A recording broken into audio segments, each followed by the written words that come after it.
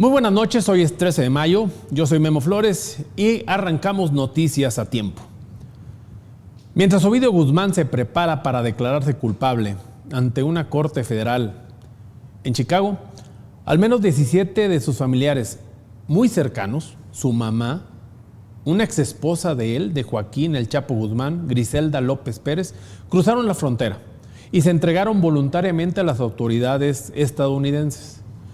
El cruce ocurrió el pasado viernes 9 de mayo, un día antes del Día de las Madres. Los familiares llegaron a pie, cargando menos de 2 maletas cada persona y portaban en conjunto aproximadamente $70,000 en efectivo. Del otro lado, en los Estados Unidos, fueron recibidos en la garita de San Isidro, entre Tijuana y San Diego, por agentes del FBI y del Servicio de Marshall. Según confirmó hoy el secretario de Seguridad Pública del gobierno mexicano, Omar García Harfuch, en entrevista con Ciro Gómez Leiva, los familiares de Ovidio Guzmán se fueron a Estados Unidos como parte de las negociaciones que sostiene el presunto narcotraficante con el Departamento de Justicia de los Estados Unidos. Hay que resaltar quién detuvo a Ovidio. Ovidio fue detenido al 100% por autoridades mexicanas, en un operativo del ejército mexicano, donde mueren compañeros del ejército de fuerzas especiales. Una vez que el ejército mexicano detiene a Ovidio, México lo entrega, hace la extradición a Estados Unidos.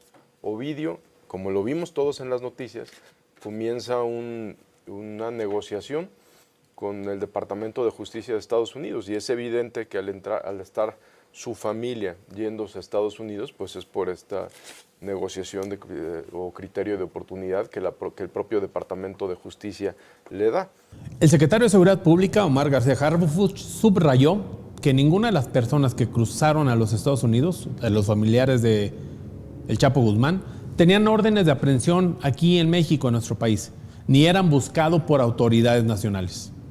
Sin embargo, el funcionario federal pidió formalmente al gobierno de los Estados Unidos que comparta información con la Fiscalía General de la República y le recordó, como ya lo vimos en el video, que fue el ejército mexicano quien detuvo a Ovidio en enero del 2023 y que cualquier negociación debe considerar la participación de las autoridades mexicanas.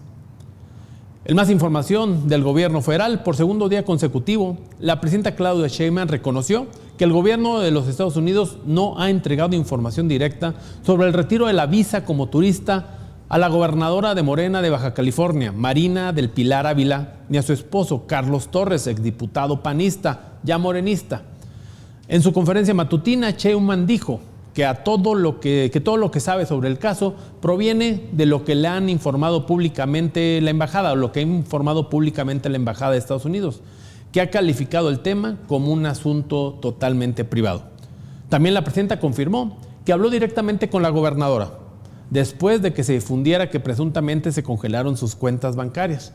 Según la mandataria, María del Pilar le aseguró que la gobernadora no tiene cuentas en los Estados Unidos. Por cierto, sí quiero aclarar porque ayer algunos medios difundieron que había un congelamiento de cuentas. Hablamos con la gobernadora y la gobernadora nos dijo que ella no tiene cuentas en el extranjero. Aquí es bueno recordar el mensaje de Twitter donde María del Pilar, la gobernadora de Baja California, anuncia que le quitaron la visa y el total respaldo y apoyo que le da a su esposo Carlos Torres. Hay que recordar que los negocios en Estados Unidos están a nombre de él y de socios de él. Las cuentas que fueron congeladas, está bien, no fueron las de la gobernadora, fueron las de su esposo. Hay que ver si mañana le preguntamos a la presidenta si sabe algo de las cuentas del esposo de la gobernadora. En más información, hoy el Departamento de Justicia de Estados Unidos presentó cargos por narcoterrorismo contra integrantes del cártel de Sinaloa. Es la primera vez en la historia que se formaliza este tipo de acusaciones contra miembros de un grupo criminal mexicano. Los señalados son Pedro Insusa Noriega, conocido como el Sagitario, y su hijo, Pedro Insusa Coronel, alias Pichón, además de otros integrantes del cártel de Sinaloa. The current indictments reflect this U.S. Attorney's Office pursuit of the Sinaloa cartel, as we now have indictments pending against all alleged leaders of the Beltran Leyva faction, including Chapo Isidro, El Musico, and the previously described Insusa Noriega. aka Sagittarium. These indictments join those our office has separately secured against another 3 leaders of the Sinaloa cartel, El Chapito, Mayito Flaco, and El Chino. Las autoridades los identificaron como miembros de alto nivel dentro del cártel. Señalan que aún sabiendo que esta organización es considerada terrorista por Estados Unidos, continuaron traficando grandes cantidades de fentanilo y cocaína hacia territorio estadounidense. De acuerdo con la Fiscalía estadounidense, estas acusaciones buscan avanzar en el desmantelamiento de las facciones de los Beltrán Leiva dentro del cártel de Sinaloa. En conferencia de prensa, el Departamento de Justicia detalló que Insunza Noriega es uno de los 3 líderes de esta fracción y que su hijo está siendo preparado para reemplazarlo y ocupar su lugar. En información del gobierno federal, el gobierno federal asegura que se están logrando ahorros millonarios en las compras de medicamentos e insumos médicos, a pesar de los fallos en las licitaciones que obligaron a reorganizar los procesos de adquisición y compra. Esto lo aseguró este martes el subsecretario de Integración y Desarrollo del Sector Salud, Eduardo Clark, durante la conferencia matutina junto a la presidenta Claudia Sheinbaum.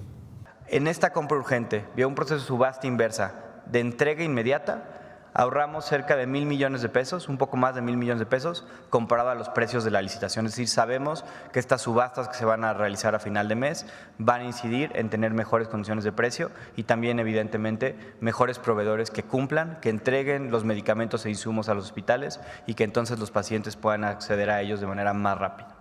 El proceso de compras consolidadas para el periodo 2025-2026 se tuvo que dividir en 3 grupos para evitar la corrupción que se había dado en el primer proceso de compras. El primer grupo incluye 1,139 claves de medicamentos de fuente única, tratamientos contra el cáncer, hemofilia y enfermedades raras y reactivos. Estos contratos están vigentes desde enero y se siguen entregando a los pacientes. El segundo grupo, con 954 claves de medicamentos, se volvió a adjudicar este 12 de mayo tras confirmarse la capacidad de cumplimiento de los proveedores. El subsecretario Clark señaló que estas claves representan 2.200 millones de piezas y que el ahorro asociado a esta adquisición es cercano a los 11,000 millones de pesos. El tercer grupo, con 837 claves, está en proceso de subasta inversa y corresponde a insumos que previamente se han adjudicado con sobreprecio o se habían adjudicado con sobreprecio a proveedores con incumplimientos. Las nuevas asignaciones se concretarán antes del 26 de mayo, antes de que finalice el mes. Pese a los problemas con la licitación original, la Secretaría de Salud reporta que la entrega no se ha detenido, que las entregas no han parado, que los medicamentos se están entregando formalmente en las instituciones de salud. En enero se entregaron cerca de 51 millones de piezas, en febrero 67 y en marzo 168 millones. En abril 159 millones y en los primeros 4 días hábiles de mayo ya se han entregado 38 millones de medicamentos. Seguimos con información de Palacio Nacional e Información Nacional. El gobierno mexicano ya le echó la paletita directamente a los Estados Unidos por la detención de las exportaciones de ganado hacia aquel país, por la expansión de la plaga del gusano barrenador. Fue el secretario de Agricultura, Julio Verdegué, que por cierto lo regañó la presidenta, ahorita lo vamos a ver, quien durante la conferencia matutina aseguró que la plaga se les fue de control a las autoridades norteamericanas de Estados Unidos. Controlar esa plaga cuando estaba al sur de Panamá. Sí tenían responsabilidad nuestros socios norteamericanos, estadounidenses, que tienen la única planta que existe en la región, en el continente, para producir las moscas estériles que se necesitan. Bueno, el asunto es que se les fue de control, viajó más de 3,700 kilómetros hasta que llegó a México. Verdegué también informó que México ha cumplido íntegramente con los compromisos sanitarios pactados con el gobierno estadounidense, con Washington. Revisión individual de cada cabeza de ganado, control de movilización, tratamiento preventivo con fármacos certificados internacionalmente y dispersión aérea de moscas estériles. No sé si ya tengan un cálculo, si va a haber una afectación por este cierre de 15 días. Sí, Julio. Sin enojarte. Sí. Gracias. Escuché bien, lo regañó la presidenta. Qué mal le fue al secretario. Sin enojarte. Sí. Gracias. Estas restricciones impuestas a las exportaciones del ganado mexicano debido al brote del gusano barrenador podrían representar pérdidas diarias de hasta 11.4 millones de pesos para los ganaderos del país. Estos son estimaciones del Consejo Nacional Agropecuario. La zona más afectada, el norte de México, especialmente los estados de Chihuahua y Sonora, que movilizan hasta 5.700 cabezas de ganado por día. Antes del cierre de la frontera a las exportaciones del ganado mexicano, salían diariamente 2.500 animales desde Sonora y más de 3.200 desde Chihuahua, con un valor aproximado de $2,000 por unidad. Si las restricciones contra las exportaciones de ganado mexicano hacia Estados Unidos continúan por los 15 días, las pérdidas totales en estos 15 días podrían rondar los 171 millones de pesos. El Consejo Nacional Agropecuario advierte que cerrar la frontera no detiene al gusano barrenador. Lo que se necesita, dicen ellos, dice el Consejo, es una acción sanitaria inmediata enfocada a los estados del sur y centro del país, donde ya se han confirmado brotes activos. Ante este escenario, el Consejo propone una estrategia con 3 medidas claves. La primera, aumentar la inversión en la producción y liberación de mosca estériles. Bien lo mencionó el secretario de Agricultura. Solamente en Estados Unidos hay una fábrica que produce estas moscas estériles.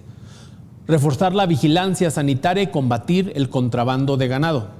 Y por otra parte, agilizar la autorización de puntos de cruce con infraestructura certificada. Y vámonos con más información. Ahora del sector automotriz. Ayer platicábamos de la crisis de los vehículos ligeros, pero también la crisis a culpa o por culpa de los aranceles de Donald Trump está pegando a los vehículos pesados. Se confirmó una marcada desaceleración en la industria. En abril, las ventas al menudeo marcaron una contracción tremenda. 34.4% al menudeo y 55.2% menos respecto a los mismos meses, al mismo mes de abril del año pasado. La producción retrocedió 24.3%, mientras que las exportaciones cayeron 21.3%. Estas cifras revelan que no solo los vehículos destinados a uso diario están siendo golpeados por el entorno económico, sino también aquellos esenciales para el transporte de carga y las actividades industriales. En cuanto a las ventas en el mercado nacional, la caída en abril es impactante, principalmente para algunas empresas, las más grandes. Freightliner bajó sus ventas en un 85.9%. Esto al compararlas con el 2005. Kingworth cayó 44.3%, pasó de vender 1.185 unidades en abril del año pasado a vender solo 660 este año. Mercedes-Benz Autobuses cayó un 40.7%, Scandia 56%, mientras Volkswagen Camiones y Autobuses cayeron 68.8%.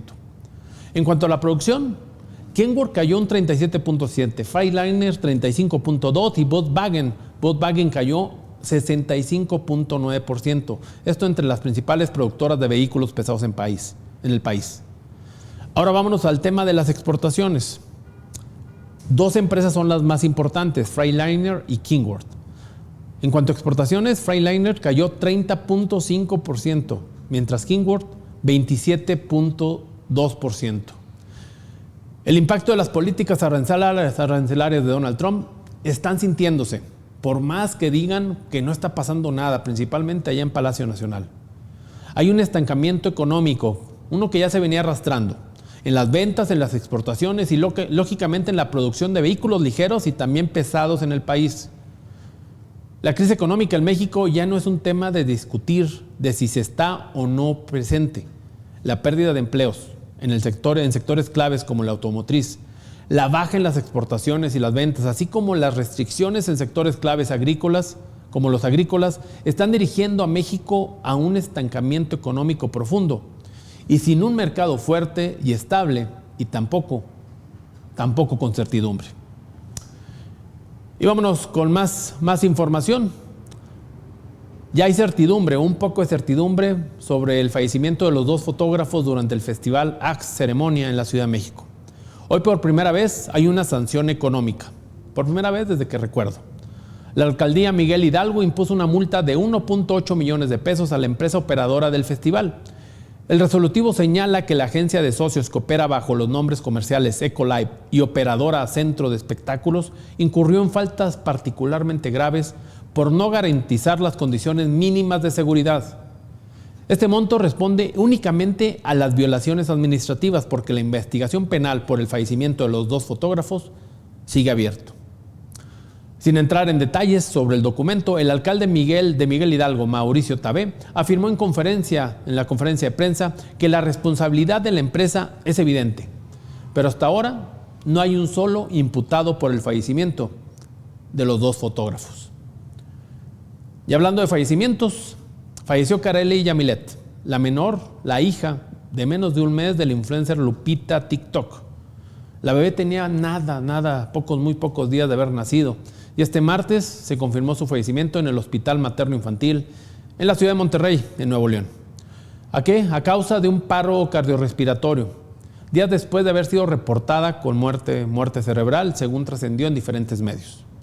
De acuerdo con la Fiscalía Estatal, fue el 27 de abril cuando la menor ingresó al hospital. Tenía solo 14 días de nacida. Presentaba fiebre, deshidratación y, según el parte médico, signos de descuido. El fallecimiento ocurre apenas 3 días después de que el padre de la menor, identificado como Ricardo N., fue detenido por agentes ministeriales en su domicilio en el municipio de Juárez, en Nuevo León. Y vámonos con la información en materia de seguridad. Militares mexicanos decomisaron 1 tonelada con 360 kilos de cocaína durante un operativo en la costa del estado Bravo de Guerrero. Así lo informó el secretario de Seguridad Pública de este país, Omar García Harfuch. Esta detención fue el día martes, el día de hoy. De acuerdo con el comunicado oficial, la incautación se dio cuando elementos de la Marina patrullaban en alta mar a bordo de un buque y avistaron varios bultos negros amarrados que flotaban. Al inspeccionar, encontraron en su interior paquetes con cocaína con un peso total de 1.36 toneladas.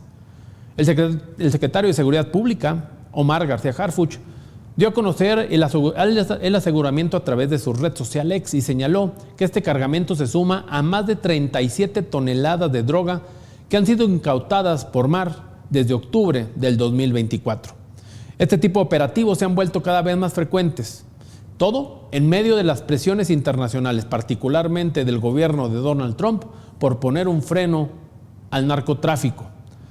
Estas presiones han hecho que se intensifiquen los anuncios relacionados con decomisos y detenciones de alto perfil por parte del gobierno mexicano. En más noticias sobre fallecimientos, ahora internacionales, murió el destacado político uruguayo Pepe Mujica, expresidente de aquel país. Falleció a los 89 años después de una lucha muy fuerte contra el cáncer. La noticia fue confirmada a través de la cuenta de ex del actual presidente uruguayo, Yamundu Ursi, quien escribió: presidente, militante, referente y conductor, te vamos a extrañar mucho, viejo querido. Gracias por todo lo que nos diste y por tu profundo amor por tu pueblo. En información en materia económica internacional, Microsoft confirmó una nueva ronda de despidos que afectará al 3% de su plantilla a nivel global. Es decir, despedirán a más de 6.800 empleados en todo el mundo. La empresa explicó que se trata de cambios organizativos necesarios para adaptarse a un mercado cada vez más dinámico. Los recortes también alcanzarán a la plataforma LinkedIn y a oficinas internacionales. No están relacionadas estos despidos con despidos previos por desempeño. Esta reducción de Microsoft es la mayor reducción de la empresa desde principios del 2023, cuando la empresa eliminó cerca de 10,000 puestos laborales. La medida llega pese a los excelentes resultados financieros de la compañía. O sea, la compañía sigue ganando un chorro de millones de dólares, pero sigue corriendo gente. En el último trimestre, la empresa Microsoft reportó utilidades por 25.800 millones de dólares en ganancias netas, impulsadas por el crecimiento de su servicio de la nube e inteligencia artificial. Según su CEO, Satya Nadella, estas tecnologías son claves para la productividad y el ahorro de los costos en el mundo empresarial. Más utilidades para la empresa, más despidos gracias a la inteligencia. En Estados Unidos, el Departamento del Tesoro reportó una recaudación récord de $16,000 millones en aranceles aduaneros. Esto durante el mes de abril. Esto representa un aumento de más de $9,000 millones en comparación con el mismo mes del año pasado. Este incremento coincide con la ofensiva arancelaria impulsada por el gobierno de Donald Trump. Según los datos presupuestarios, en abril, el gobierno estadounidense recaudó poco más de $500 millones por día en aranceles. Esta cifra todavía está lejana de los $2,000 millones que había prometido el presidente al inicio de su administración. Por otra parte, estos ingresos podrían reducirse en los próximos meses. De hecho, se van a reducir. ¿Por qué? Por el acuerdo provisional comercial entre Estados Unidos y China, en el cual ambos países se comprometieron a reducir las tarifas arancelarias.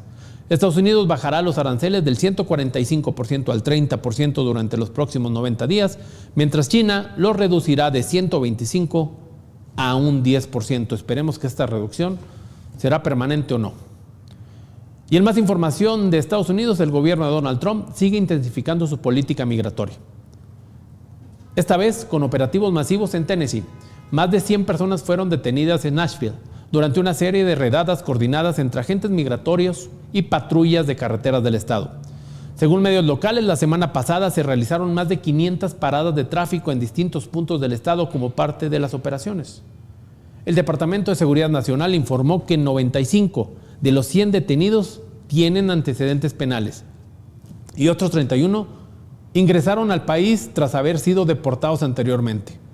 El propio departamento publicó los nombres y fotografías de 5 personas arrestadas, todas con condenas previas por delitos como posesión de drogas y agresiones.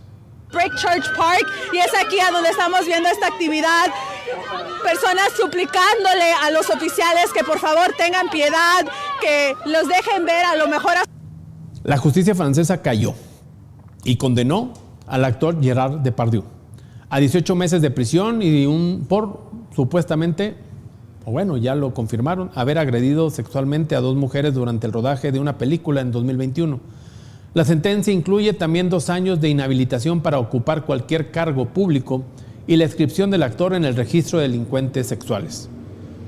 El actor negó los hechos y defendió su inocencia durante el juicio. El tribunal dio validez al testimonio de las víctimas, a quienes el Ministerio Público calificó como mujeres en situación de inferioridad social, ante una figura como el actor de gran poder en la industria. A pesar de haber prometido el actor Gerard Depardieu asistir al veredicto, no se presentó, ya que se encuentra filmando una película en Portugal. Este es el primer gran proceso en Francia con ecos del movimiento Me Too y coincide con la apertura en los próximos días del Festival de Cine de Cannes. Y hablando del Festival de Cannes que se realizará en el Palacio de Festivales y Cine de Cannes, el que se llevará las palmas será el director mexicano Guillermo del Toro, ya que será uno de los invitados especiales. El próximo 18 de mayo ofrecerá una clase magistral junto al reconocido compositor francés Alexandre Desplat. La charla será moderada por el periodista Stéphane Legros. Abordará la relación entre la música y la imagen en el cine. Y vámonos con información de risa, de broma. Para uno de los principales influencers, yo creo que el principal influencer a nivel internacional. El Instituto Nacional de Antropología e Historia confirmó que la visita del youtuber estadounidense MrBeast a zonas arqueológicas mexicanas se realizó de manera legal, bajo supervisión y con los permisos correspondientes, pero también desmintió varios de los elementos presentados en su video. A través de un comunicado oficial, el Instituto Nacional de Antropología e Historia señaló que los recorridos de MrBeast en Calamuc, Chichén Itzá y Balancamach se realizaron principalmente en áreas de acceso público y que en el caso de Calamuc se le permitió el ingreso a una subestructura del edificio 2, la cual se puede visitar con autorización previa y con una justificación técnica. El video publicado por MrBeast el 10 de mayo, titulado "Sobreviví 100 horas dentro de un templo antiguo", generó críticas por mostrar al creador de los contenidos ingresando a estructuras prehispánicas, caminando sobre ellas e insinuando que pasó la noche dentro del sitio arqueológico. ¡Está muy alto! ¡Estamos rodeados de selva! ¡Nos vemos luego! Vamos a ver qué encontramos aquí. En este video vamos a explorar docenas de templos antiguos, los cuales le han escondido al mundo antiguos secretos mayas a varios metros bajo tierra. Todo lo que pueden ver aquí estaba oculto por los mayas. Nadie puede ir a donde iremos hoy. Y eso incluye... Ese helicóptero se ve más falso que el amor de Donald Trump sobre México. El instituto lo desmintió y aclaró que MrBeast no pasó la noche ahí, no utilizó un helicóptero para llegar a las pirámides, no se volaron drones dentro de los templos y que el contenido fue editado en postproducción para generar una narrativa más espectacular. Pero bueno, esta fue toda la información por el día de hoy. No dejen de seguirnos el día de mañana desde las 8 de la mañana en A Tiempo Matutino, a las 1 de la tarde a Tiempo Central y a las 8 de la noche nuevamente su servidor Memo Flores en Noticias a Tiempo con la información más importante y oportuna de todo el día. Que tengan ustedes excelente noche.